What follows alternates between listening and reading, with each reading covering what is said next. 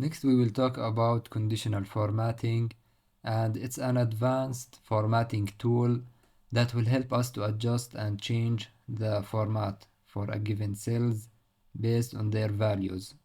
And this will actually help us to visualize our data and see it more clearly. So suppose we want to highlight any cells that have, or any car that have a mileage greater than 70,000 with a red color, for example.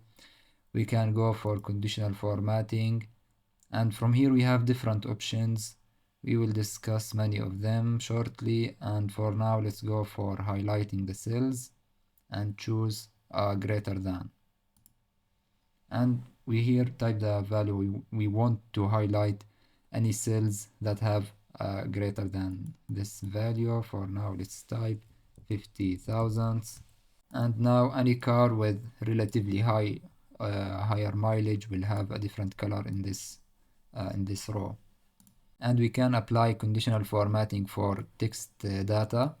So if we want to give a green color for any owner or first car owner, we can go for conditional formatting, highlight cells, and from here we can either select text that contains or equal to. For now let's select equal to and type first, and from here we can change the color for green. And we might change the filling for our table to white or no fill color, so the green color can be shown or be more clear. Another options for conditional formatting that we can change the color for these or for a given cells relatively to each other. So if we go for conditional formatting, we have this data bar and color scale and icon sets, and these formattings will change for each different cells based on their values relatively for the other cells. So if we select, for example, this option, we see that the cells with the highest value have a green color, and the cells with the lowest have a red color. And maybe for this type of data, the fuel tank capacity, we might select data bar.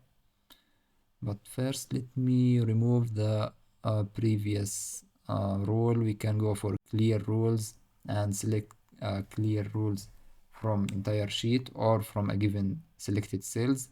For now, we will only remove the rules from these selected cells, so we can select this option.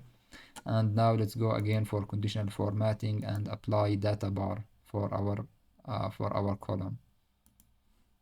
And as we can see, now we have bars that show how large this value relatively for the other values, and this will help us to see the data in a faster way and in more visual way. And we can also adjust the conditional formatting for any cells that we applied conditional formatting on them.